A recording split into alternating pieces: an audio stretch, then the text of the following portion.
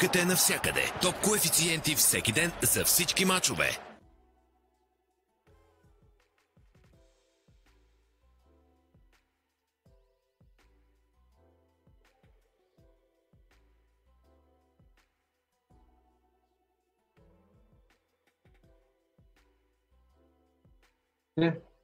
Здравейте отново. Сега разбрахме, че имам проблем с звука. Здравейте на всички, казвам се Дончо Златев и вие сте с първото издание на CryptoTalks България.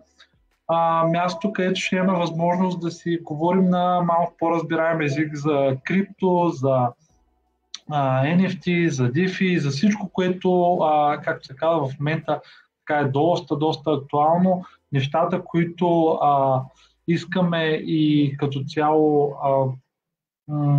да знаем от първа ръка от най-добрите експерти в сферата. Ще се опитаме да ви ги водим тук и почти всяка седмица да правим по един час такъв разговор с тези експерти и да обясняваме и да разясняваме, ако имате и въпроси.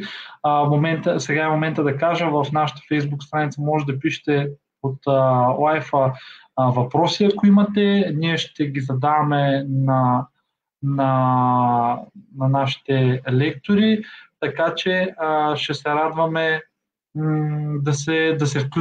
да се включвате и да бъдете активни. Сега е момента да ви представя и нашия пръв гост. Много сме щастливи, че това е един, освен, смея да кажа така, успял човек в криптосферата. Той е българин, който е част от екипа, водещ тази революция, така да я наречем, криптореволюцията в България. Именно Давид Бонев от най-големия български криптоексчейндж Bonex. Казваме и на него здравей, Давид.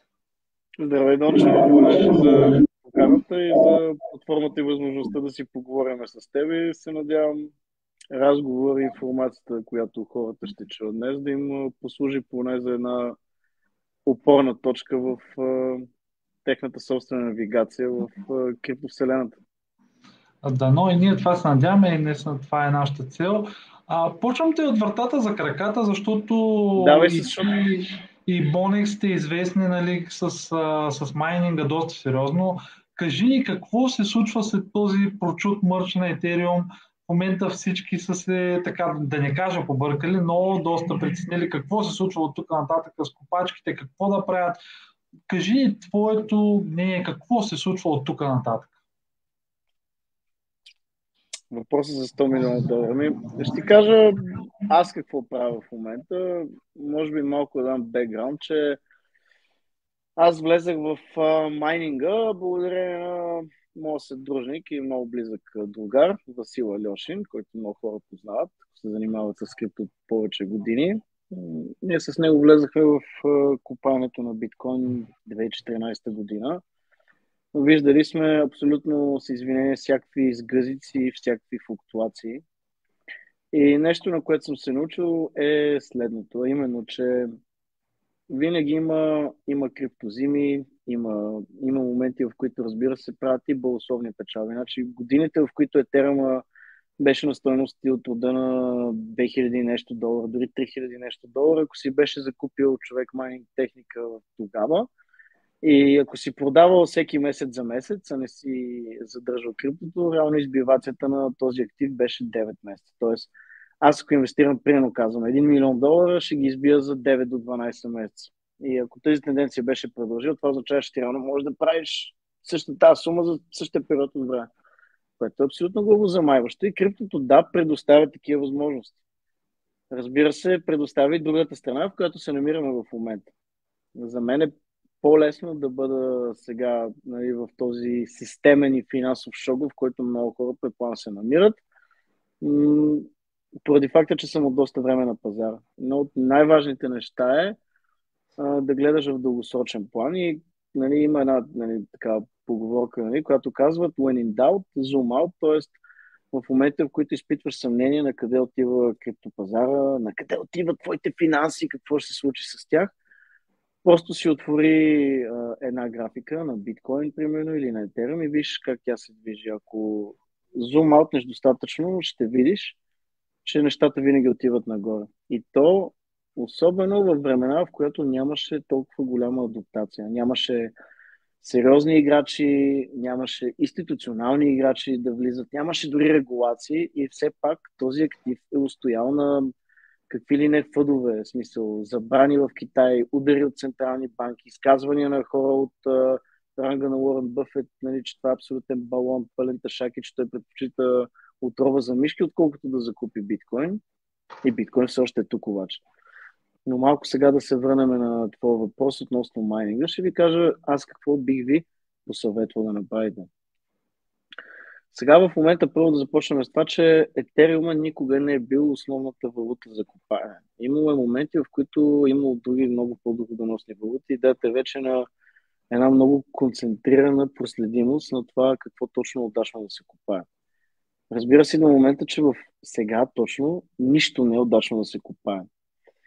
И искам да ви кажа, че ако примерно в момента даваш, без значение от мощността на твоите машини, ако да кажем машините харчат 5000 лева ток, и ако купаеш, примерно казвам, една от в момента, да кажем и нашумялата ETHW или Ravencoin или дори Ethereum Classic, на което аз бих казал, че съм фен и виждам и голямо бъдеще за Ethereum Classic, но генерално при 5000 лева консумация на ток, печалбата ти ще бъде не по-голямо от размер на 1000 лева. Тоест 20% е печалбата от 100% разходи.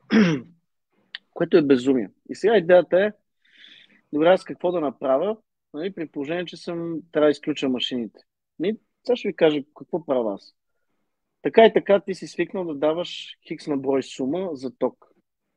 Вместо да давате тази сума на чест, просто си купувайте коините. Значи ти нямаш файда от това да даваш 5000 лева за ток, за да добиваш 1000 лева от стойността на някой коин. По-добре дай тези 5000 лева ежемесечно или колкото си способен да заделиш в момента или си заделял за ток, за да закупиш определен коин. Все пак bear маркета, тези изключително, да кажем, не би казал, че дори са ниски нива за мен, защото аз все пак съм човек, който вижда дори биткоин на $30, нали, това е дълга тематика, но просто заделите парите, които давате за ток и с тях си купувайте съответната криптовалута. Не ги давайте на чест, дайте ги за крипто.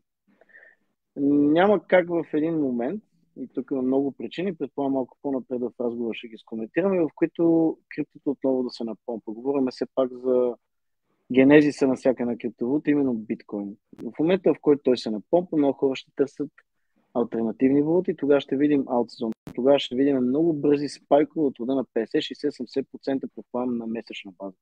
Ще видим 500% покачване на цените на, да кажем, някои от така по-сериозните и по-устойчивите във времето алтернативни криптовалути.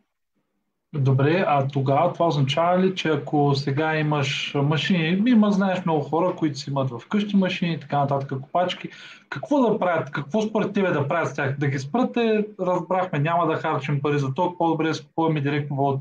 А какво да правят с хардуера? Какво би ги посъветвал? Дали да го продадат или да го пазят? Не, в никакъв случай. Значи, вижте, включително аз съм човек, който постоянно си апдейтва хардуера. Искам да ви кажа, че за последните 16 месеца стойността на последно ми закупен хардуер е паднала с около 75%. Забележете, че спадането на стойността на хардуера като актив има изключителна корелация с падането на биткоин. Биткоин се пак падна от $70,000 на 20, което е приблизително 70%. При сериозното покачване на криптовалутите, вашия хардуер и неговата стойност ще се дигне главомолно. Защо? Защото вие, нали, това точно съпоставка с криптовалута. Когато този хардуер, нали, ти е profitable, ти рано няма да го продадеш. Това означава, че има огромно търсене на нещо, което има малко предлагане. И разбира се, ако ти не си го продаваш, хората ще почнат да търсят отново да закупуват от Китай или от някой поддоставчик. Нали? Включително даже и Bonex като компания предлага хардуер. Разбира се, в момента точно това ни звено е, нали, спаднало изключително ниско, което е нормално спрямо пазара. Но мисълта ми не си го продавайте, защото дори да не знаете, дори да не сте криптоветеран, трябва да сте наясно с идеята, че криптоактивите винаги претърпяват един моментен спад, било то поради различни причини, но винаги всеки следващ булран е многократно по-висок от предишния. Те първа ни предстои халвинг през 2024 година.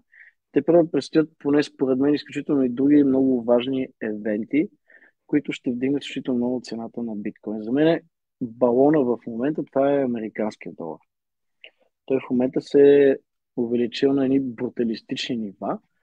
И аз знам, че това е изключително единствено само с целта да се обере от инфлацията, от обесценяването на долара. Тоест, обесценяването на долара, което в момента, поне по моя информация, да кажем, е между 17 и 23%, с дигането на лихвените нива, те в момента генерално се опитват по някакъв начин да създадат някакъв еквилибриум и да умекотат тежките удари на инфлацията, които нанасят по американската икономика. Но силният долар е супер кофти за американската икономика, защото прави експорта супер скъп, което означава, че хората няма да търсят. Ако трябва да го обясним в малко по-разбираем език, нека да го обясним с колата Lamborghini, която е такъв символ, особено когато има булран. Значи, ако производител на Lamborghini трябва в момента да купи части, той в момента няма да ги купи от Америка, защото частите ще бъдат много по-скъпи заради скъпата валута.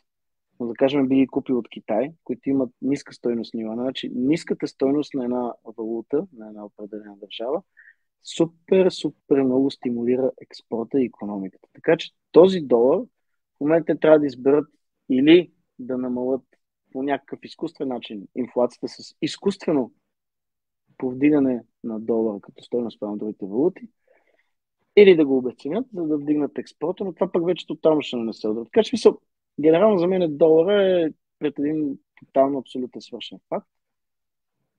И те първо предстои това да се пръсне много дълбоко. Разбира се, в исторически план всеки път американците обикновено, те любимото им нещо, обичат да водят война, защото войната стимулира изключително много икономика.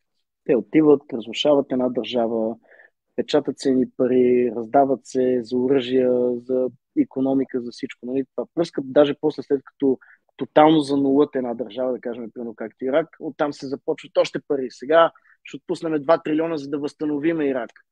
Тия пари, искам да ви кажа, че не по-различно от България, както примерно Бойко Борисов си пуска, да кажем, когато той беше на власт, пари за ремонти на свързани с него фирми. И това е мое мнение, на че е така, да не вземем съди утре. По същия начин е в щатите хора. В смисъл, когато отидат и искат да помогнат на някоя държава, те го правят с, разбира се, поставени фирми. Ако се мислите, че средностатистически американец вижда нещо от стимули, от отпускане на Федералния резерв на пари на банките или на фондовете, които реално са виновни за изграмяването на световната икономика с тяхното тотална и безотговорна монетарна политика, жестоко се лъжете. Ами, Давид, то може би малко влизаме в темата за битката между традиционните валути и говорейки за долар, пък и не само за долара, нали, за еврото, за паунда и битката им точно с тази свобода, както я наричаме криптовалутите. Така беше озаглавена нашата тема, дали криптото, какво е в крайна сметка еволюция на финансовата система, такава каквато я познаваме, променяйки се такава каквато познавахме до сега преди крипто и с навлизането на биткоин и всички технологии, или е бунт на свободните хора, на новите хора, на младите хора, които искат да излезнат от омагиосния кръг. Според тебе, кое от двете? Или и двете? Значи трябва да се започне. Има няколко аспекта. Ще отговоря синтезирано и след това ще разтегла малко гума да обясня в малко повече детайли. Първо, да, биткоин е бунт и не случайно биткоин е създаден точно в края на 2008 година, когато става тежката финансова криза, която тръгва от щатите, от over-leveraged mortgages and so on and so forth. Това е бунт срещу банките и сегашната финансова система, не защото тя е лоша, а защото е управлявана от хора. И когато дадеш власт на, може би, който да било човек, макар че аз не виждам Далай Лама да застане примерно на Федералния резерв като председател, нали? Няма как да сложи такъв човек. И там са само изводи. Така че първо, да, биткоин е един органичен отговор на противодействие на сегашната система, която ни обеднява и ни поробва. Нали, това е едно. Отделно, може би, по-семпли, по-логичен отговор за хората, които ни гледат е, че биткоина е огледало на сегашната дигитална система и свят, в който живеем.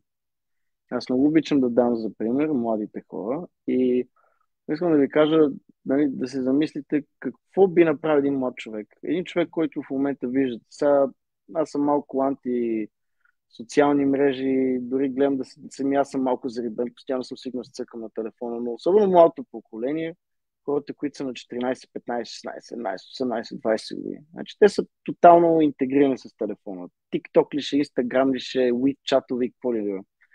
Идеята е следната, че в момента имаме едно цяло поколение, което те първо ще бъде, нали, ще се бълва още такова, което е свикнало на бърза реакция и бързи действия. Всичко има мигновено. Бърз чат, FaceTime, изпращаш клипче на момента, ти си еди къде си на сафари, виж тук има някакъв лъв, изпращаш го на някой твой приятел в UK. Става за секунди.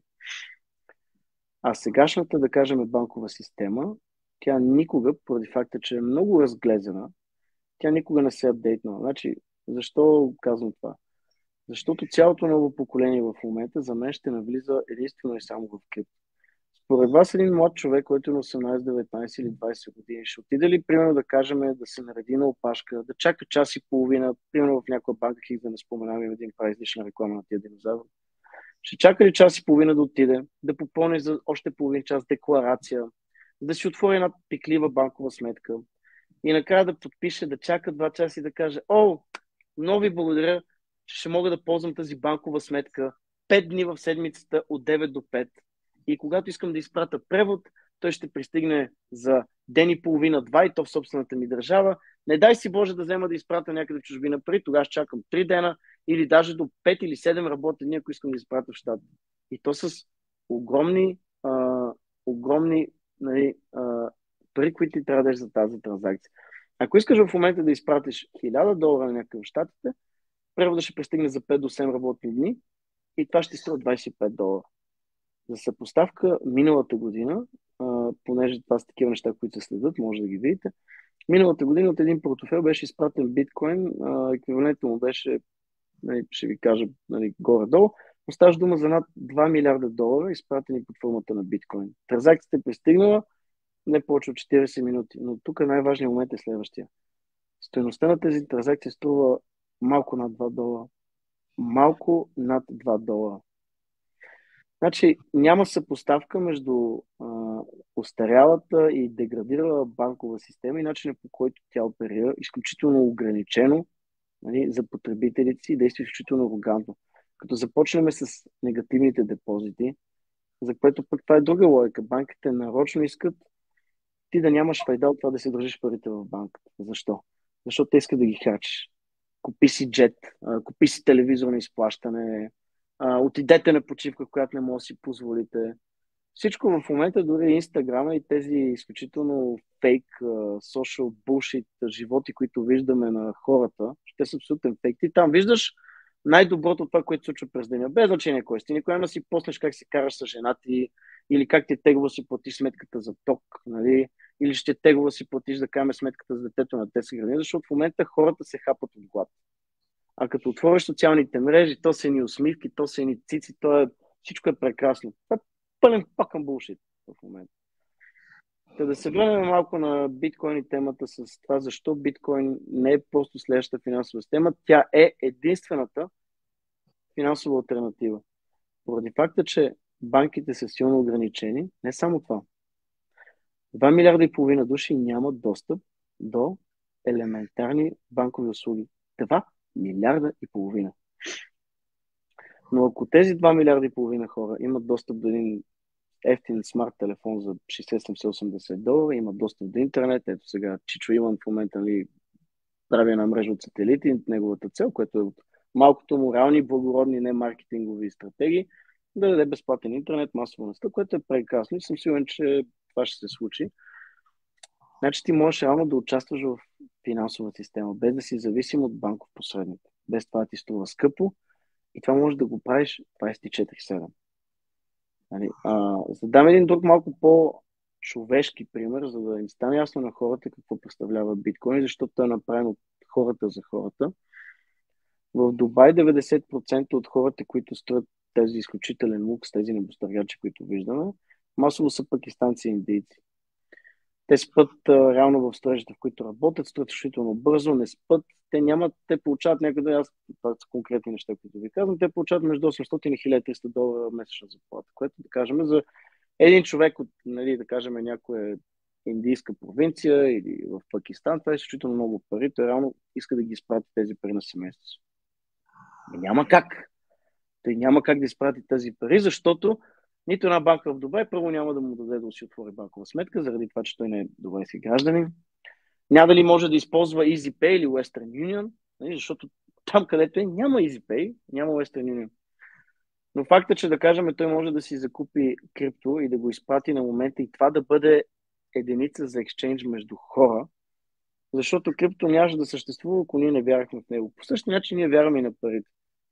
Те не са подплатени с нищо, нали, няма злато, нали, което в момента да ги гарантира. Просто се печатат едни хартийки, централните банки им дават някаква стойност, която обаче е нереална и те се обесценят и ние го виждаме. Ако да кажем в миналото си работил, примерно казвам, един час време, също което си получава, примерно казвам, 15 лева на час, нали, средно може би за България, не знам. И с тези 15 лева за един час ти можеш да си купиш едно Big Mac меню, примерно. Сега в момента с обесценяването на валутите, ти вече трябва да работиш 2 часа или час и половина за същото нещо, което си могъл да си позиш преди една година. И като говорим за финансово робство, нека да ви дам отново един конкретен пример. Защо банковата система е такъв гъс, задник и бич и рано ни прави роби? Ще ви кажа защо. Защото вие в момента работите 8 часа, получавате една хикс сума на месец, може би дори с някакво минимално увеличение от 5 до 8% на годишна база. Аз лично някакви компании даже не увеличават заплати. В момента знаете ли, че тенденцията дори се съкръщават се хора, съкръщават се разходи, съкръщават се заплати. Но дори да го изключим това, ти вече за 8 часов работен ден не можеш да си позволиш същите неща с същата сума. Защо? Защото цените растат заради инфлацията. Инфлацията е една пенси дума, която общо взето казва, че това, което ти изкарваш, то вече не струва толкова. Ти реално ставаш роб на системата, конкретно, защото ти трябва да влагаш повече часове работа, не да си позволиш по-добър стандарт, както е било 70-80 години. Аз имам една работа, втора работа, купуваш си къща, изучаваш децата, предоставяш им добро образование. В момента масово хората над 30 години все още живеят с родителите си. И това не е защото са мързеливи, защото са неуки, защото са някакви милениалси или whatever the fuck. Не, защото парите вече не стигат, защото в момента да достъпиш, да можеш да си закупиш жилище, да можеш да си закупиш адекватна кола, да можеш да си заведеш гаджето на адекватна пака на вечера, това вече е някакъв ебати лукса. Копалето от централните банки. Защото те обесценяват нашия труд. Ти вече трябва да работиш не 8, а 16 часа, за да можеш да си позволиш нещо, което си позволява преди. Което директно означава, че тия копалета ти крадат от времето. Ама от реалното време. Кръци на време са това. Разбирате ли? И щом тия копалета ти крадат от времето, това означава, че те ти крадат от живота. И колкото и брутално да звучи, фактът е следният. Банките с тяхното безотговорно поведение ни крадат от нашето време и от нашата стойност. Добре, Давид, говорейки си за време, нека да си представим, по-скоро кажи ни ти как си представяш, да речем в по-дългосрочен план, примерно казваме 10 години, какво ще се случи след 10 години според теб с биткоин? Основно да кажем биткоин. Много ми е интересно и за Етериум, какво мислиш, какво ще се случи сега след последните събития. Виждаме и спада. Така хората свикнаха да си вървят в комплект, нали, биткоин и Етериум. Интересно ме е за биткоин първо какво мислиш и после може да ни кажеш и за бъдещето на Етериум какво е според тебе, дали ще успее да запази второто място, така сребърния медал, който имаше в класацията и така доверието, което имат хората към него. Никъде не смисля, че голяма част от NFT проекти, да я кажем, не всички, но голяма част от тях са свързани с Ethereum, т.е. Остава си важен токен. Какво е твоето мнение? за бъдещето? Моето мнение за биткоин е, че ще имаме невероятен растеж. Не искам да ви давам конкретно в цифри моето мнение, защото ще ви се стори прекалено абсурдно. Но нека ви кажа така. Биткоин в основата си е всичко онова, което куца със сегашната финансова система. А именно, когато има тежки кризи, когато има обесценяване на валутите, дори и основната такава, нали, the reserve currency of the world, което е долара, хората винаги, чисто психологически, от наистина временно, нали, преди Христа, отиват към благородния метал златото. Но защо? И защо биткоин е по-добър от него? Нали? Защото говорим за световен хедж. Разбира се, за мен виждам няколко причини. Първо, ние не знаем точно колко злато има. Нали, знаем, че това е ограничен, трудно намираем, трудно нали, актив, който трудно се добива. Но ние не знаем точно колко има. Също така знаем, нещо, което знаем, обаче, е точно колко биткоини има. Те са 21 милиона. Пардон, вече са останали 3 милиона и нещо. 3 милиона и нещо биткоин е това, което е останало. Ние знаем какво общо количество, но само 3 милиона и нещо са останали от тук нататък. Докато златото е нещо, което макар и да има scarcity, да има недостиг, този недостиг за мен е изкуствен и ще ви кажа защо. Защото с развитието на технологиите, за мен несъмнено ще се развие добива на златото. Ние все пак към момента разполагаме с определени хикс на брой технологии, с които това да се добива. Във времето с тяхното развитие не знам дали изведнъж няма да ударяме някаква жилка. В момента дори има някои американски компании, които говорят за това, че е възможно да има огромни златни залежи в океаните. И при положение, че човека може да постави една петролна сонда на дълбочини в километри, която да издържа на ебати вълнението и на какви ли не трусове, което наистина за мен е абсолютен инженерно вау. По същия начин за мен ще направят сонди, които ще добиват злато. Тоест, ние не знаем всъщност колко точно е ограничено злато. Ние знаем, че е ограничено, защото имаме все още ограничени технологии да го добиваме. Но биткоина, за разлика от златото, за разлика и най-вече от парите, които парите ние вече знаем, че те са абсолютно безкрайни. И централните банки, и всяко едно правителство ще принтира колкото е нужно, за да може да си спасат газовете. Защото никой един президент, нито една партия политическа, нито един лидер не би си позволил да каже жестоката истина. Жестоката истина е, че в момента американски дълг е 28 трилиона долара. Трилиона долара, човек, с главната. Което прави приблизително 82 хиляди долара дълг на всеки един американец, включително и новородени бебе. Това означава, че всяко едно в момента бебе, което се ражда, то автоматично се ражда с 82 хиляди долара дълг. Това е абсолютно феноменално. И някакси хората още не могат да го осъзнават, но те първо ще започнат. С обесценяването на долара, много повече хора ще отидат към биткоин, отколкото към златото.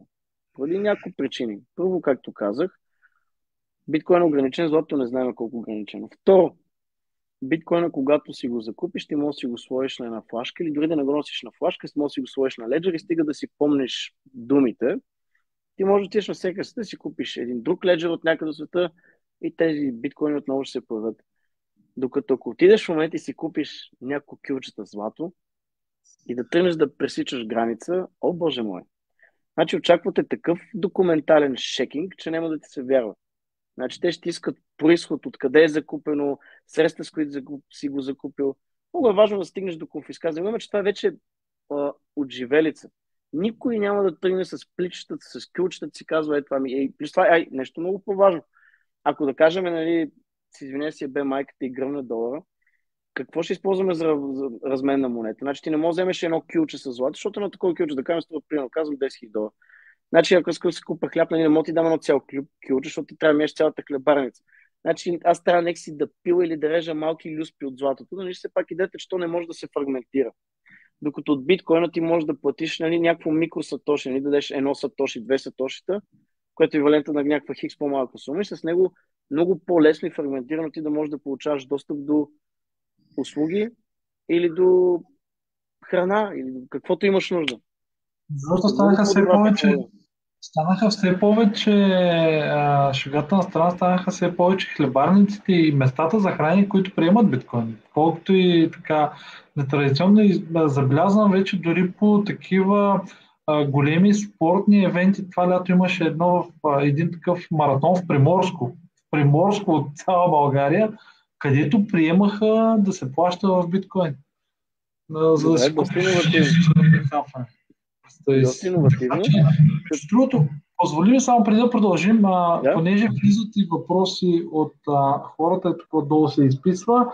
Ставаше въпрос, когато говореше за това, че крадат от времето ни, с това, че трябва да работим повече. DS пита и като крадат, как да го променим? Не как да променим тази ситуация, в която това се случва.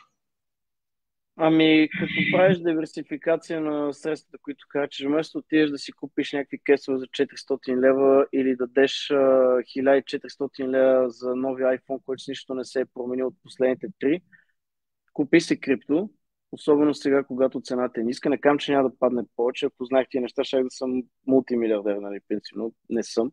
Няма кой да знае. Но знам едно нещо. Знам, че ако инвестирам в криптоактиви и знам, и това е факт, който иска да го провери, доларът ще се обесцени адски мега много. Ще има хиперинфлация. И пак казвам, трябва да замислите. Хората в един момент ще почнат да тръчат и да се опитват да си сложат фиатните средства в нещо. Какви са най-старите хеджове? Това е злато, това са имоти. Обаче човека с 1000 или 10 000 спестяване, пак казвам, няма да си купи кюлче, за 10 000 в момента в София не можеш да си купиш и гараж. Не можеш гараж да си купиш за 10 000 хора. Но с 10 000 може да си купя един криптоактив, който съм видял във времето, че цената му се вдига 3, 4, 5, 6, 7, 8 пъти. Това за мен е идеята. За мен идеята е да си купа нещо. Значи аз, ако не сте вярващ в идеята, в духа на криптото и в това защо е създаден и в всичките му благодетели, вярвайте на научността си, бе, хора. Да вярвайте на научността си в желанието да се откъснете от системата и в начина, по който живеете в момента. Не инвестирайте в крипто. Трябва да кажа, че това не е финансов съвет, но пак в момента си говорим. Аз викам, аз какво правя? Затова съм тук. Казвам ви, аз какво правя? Не го приемите като чиста монета, направете си собствен ресърч, вижте как се движил биткоин, вижте какво се случва след всеки халвинг, вижте колко малко биткоина са останали, вижте колко милионери има по целия свят, вижте как влизат институции, които само до преди година-две са го плюли. Забележете, смисъл, направете си собствен ресърч. Това е начинът. Не виждам какъв друг легален начин има човек бързо да може да дръпне извън системата сега.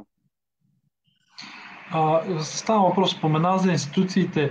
Кажи според тебе как виждаш, да не го казваме легализирането, но приемането на биткоин и на блокчейн технологиите като да станат традиционни средства финансови. Какви са стъпките според тебе, чисто дори на ниво, не само България, дори и Европейския съюз? Виждаме, много говорим всички за Ел Салвадор, нали, за това, което там направиха, вкараха го като официална валута. Какво мислиш, че трябва да се случи, за да придобие и биткоин много по-голяма легитимация, така да го кажем? Веднага ти казвам, набързо да разкажем защо Наиб Букаке, президента на Ел Салвадор, направи този изключително смел ход. Смисъл бати топките на това момче, бати топките Ево, защото той реално се изправи, показва среден пръст на централните банки и на абсолютно в момента традиционната финансова система. И аз знам какво много хора ще кажат. Пичага, той купи на 60 хиляди, на 70 хиляди, на 40, на 50. Той в момента е много назад. Пичове, абсолютно сте прави. Абсолютно сте прави. Той е назад около 90 милиона долара в момента. Но знаете ли колко е напред? Приблизително 270 милиона долара. От какво? Нека да ви кажа. Ел Салвадор, макар и да има банки, тя разчита изключително много най-вече на Western Union. Когато пристигат в момента туристи, парите, които се изкарват там, когато те влизат и излизат от страната, масово това се случва през Western Union. Банките в Ел Салвадор все пак трябва да използват кореспондентски банки. Изпращането на пари дори понякога е по-скъпо това да изпратиш през Western Union.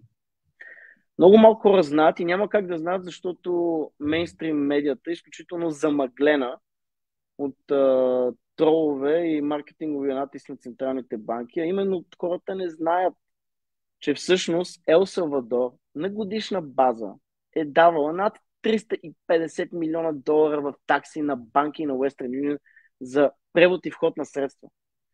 И той реално като вкарва биткоин, показва среден пръст на Western Union и на кореспондентските банки, с които работят. Макар че той може да е назад в момента, той обаче реално е много повече напред и продължава да е напред всяка една година, в която реално тези вече устарели системи, финансови такива, не оперират на неговата земя. Защото те реално вече не му крадат под формата на такси от народа. Така че той, спестявайки тези пари, печели много повече от загубата, която има в биткоин. Но това много малко хора могат да го чуете. Сега го чувате, ако не ми вярвате, някъде даже дали не бях мернал някъде, че каза, не сме на загуба 90 милиона, защото нищо не сме изтеглили. Не съм на 100% сигурен, че някъде го беше казал. Това е готино, нали? Малко той се пак човек трябва, нали, да си прави популизъм. Сега няма как. Все пак той е раздал някакви бит криптоактиви, все пак на нормалния гражданин, който ако, нали, не изпраща или не получава пари, да кажем, той в момента дае малко назад. Но пак казвам, самата икономика на държавата е много, много, много напред от спестяването на тези такси. Не случайно точно такива крайни държави, които се намират така доста далеч от класическите икономически зони, имат най-голяма файда да слагат биткоин. Защото колкото си по-далеч, толкова повече банковата система те изнасилва. Звучи малко грубо, но това е факт. Добре, и да се върнем на България. Кога според тебе това ще се случи в България по някакъв начин да се въведе прочутата регулация, за която всички говорят, че ще изсветли пазара, ще го направи по-добър, ще вкара повече хора в този пазар? Кога според тебе това може би ще се случи? Ще се случи ли в обозримо бъдеще или пак ще сме опашкарите на Европа и на света в мисленето напред? Значи за мен България има изключителния потенциал да застане на върха на копието на в момента крипто урагана, който се задава, който ще е позитивен, защото той ще помете остарелите финансови институции. Защо? Първо, в България в Европейския съюз има най-ефтиния ток, което е брилянтно за копачите. Имаме едни от най-добрите програмисти и математици. Нали? Обаче имаш изключително голямо бягство на умни и интелигентни хора. Не казвам, че сме тъпи тия деца сме останали, но масата от тези, които са умни, в момента работят и получават реална стойност за труда, защото един програмист тук няма да взима парите, които ще вземе в чужбина. България генерално е държава, нали, смисъл, ние имаме прекрасно море, прекрасно. Искам да ви кажа, че дори сега, как се казаха тези хора, които са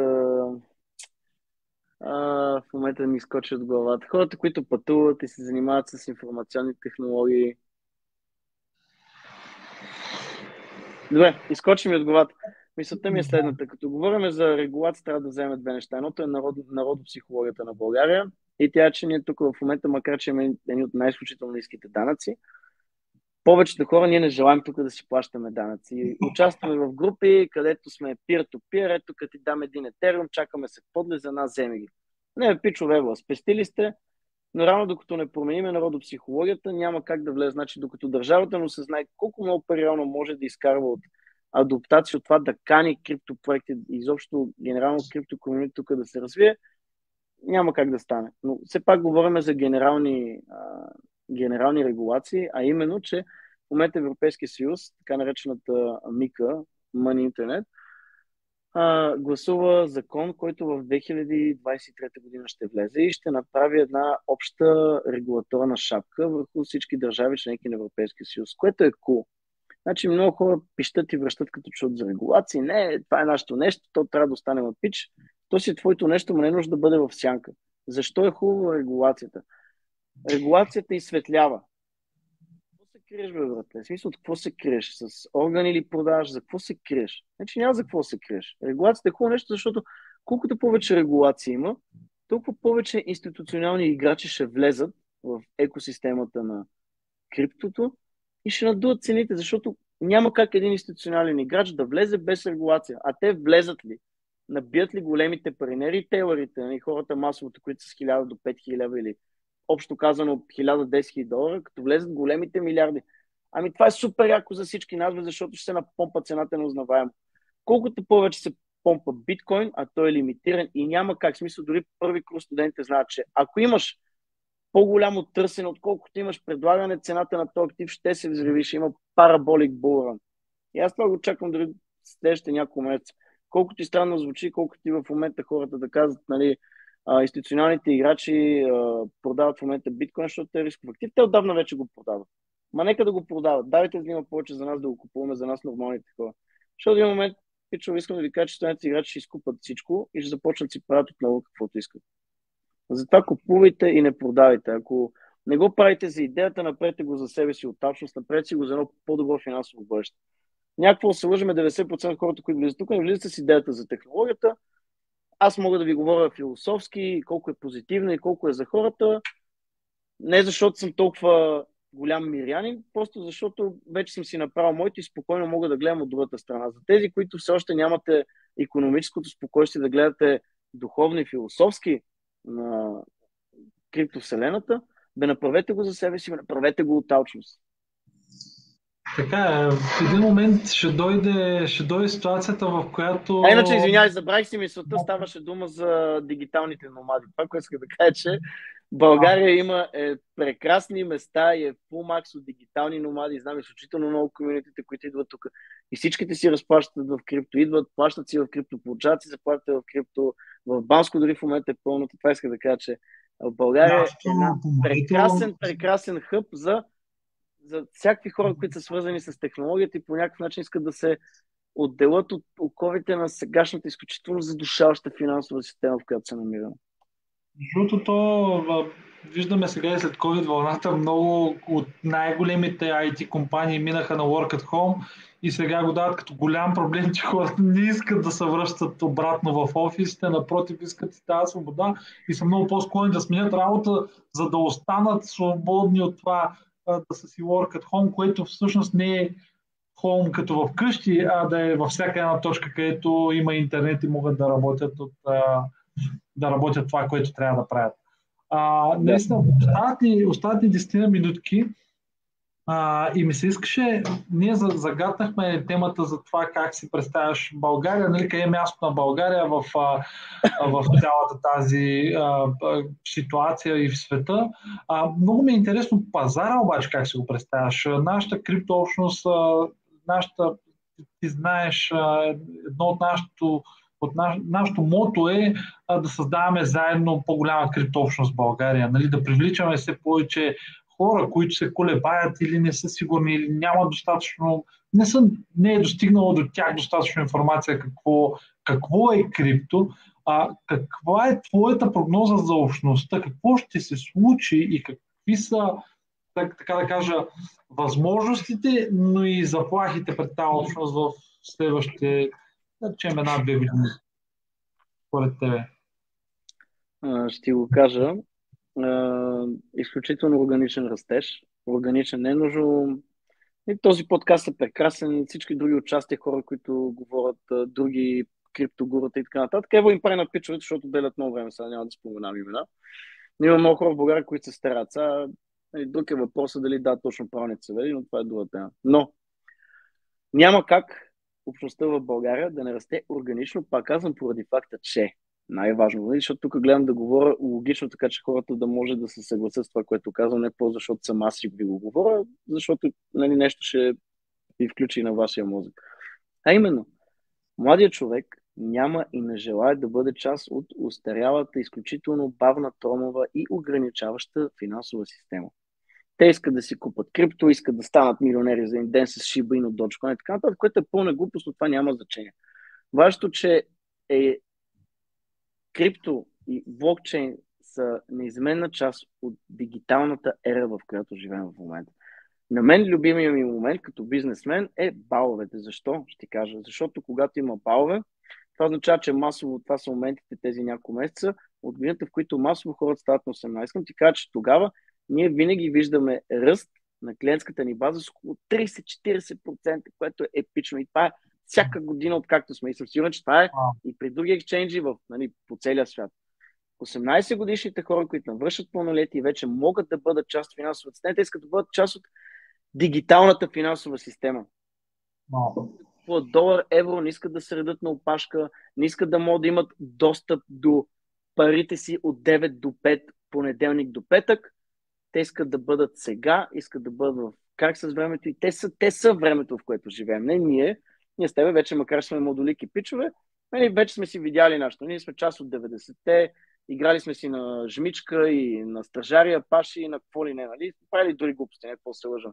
Но сегашното поколение, те са като сексия човек. В смисъл, те си единствено и само те нямат real life experience. И това не е негатив, но това още повече говори колко голям интерес имат към дигиталните активи, отколкото към класическите такива, човек. Между другото, ние мислихме, че го задаваме, пускаме още един въпрос от Facebook. Коя криптовалута според тебе ще е следващата с голям профит? И това е последният въпрос, който реално и ще закрием. Отговорен въпрос, в смисъл хубав въпрос и много отговорен отговор. Вижте, единствената валута, към която е адекватно да посъветвам да купите, това е биткоин. Защото да, има много други алтернативни валути, меме-койни, които понякога могат да направят избухвация от 60, 70, 300, 400, 500%. Но хора, вижте, биткоина е стабилитет, биткоина е и ще остане новия стандарт и за сега и за в бъдеще. И ако си направите една елементарна сметка с това колко хора има по света, колко хора реално нямат достъп до криптовалути и колко хора ще купуват биткоин, а все пак биткоин е дефлационен, той е с постоянно намаляващ. Постоянно намаляващ е като бройка. За мен това е нещо, с което трябва да стартирате. Може би инвестирате 80% в биткоин от това, което сте решили, дойдете 20% си купете някой меме коинче и се надявайте и стискайте до парата да станете мултимилионери. Това няма да стане, но ви разбирам. Аз също имам инвестиции в тотално малумни койни. Факт е така, в смисъл, аз съм човек, нали? И аз се надявам на някаква избухвация, но ако искате нещо да направите, ако искате наистина да имате стабилитет и алтернатива от това, което се случва в момента в финансовия свят, ако не ви кефи, ако не сте доволни, ако не ви се пачка от 9 до 5, купете си биткоин. Long term, това е нещо, което ще ви раздели тотално от хората, които не са влезнали в него. Това е моето мнение, не ви ангажирам с него. Много ти благодарим за този прекрасен разговор. Запазваме се, разбира се, правото скоро пак да се чуем. Със сигурност останаха доста въпроси, които ще искаме да обсъдим по-нататък. Благодаря ти, че се съгласи да си ни първия гост. Все пак това си доста... Аз ти благодаря за тази чест, Дончо. Много си ми обро. Мерси. Благодаря ти, Дейвид. Казваме довиждане на Дейвид. Благодарим още веднъж и на всички, които се включиха днес, които гледаха на живо. Да не забравяме, харесайте, коментирайте, споделете, абонирайте се за нашите канали в Facebook и в YouTube, където ще има възможност да гледате целият запис, както и отделни видеа. Благодарим на нашите партньори и от FBET, които днес ни подкрепиха, за да може всичко това съдържание да достига до вас. И до нови срещи. Другата седмица ще си говорим за NFT. Също ще бъде доста интересно, така че следете страницата на CryptoTalks България и до скоро. Чао от нас двамата. Чао, чао.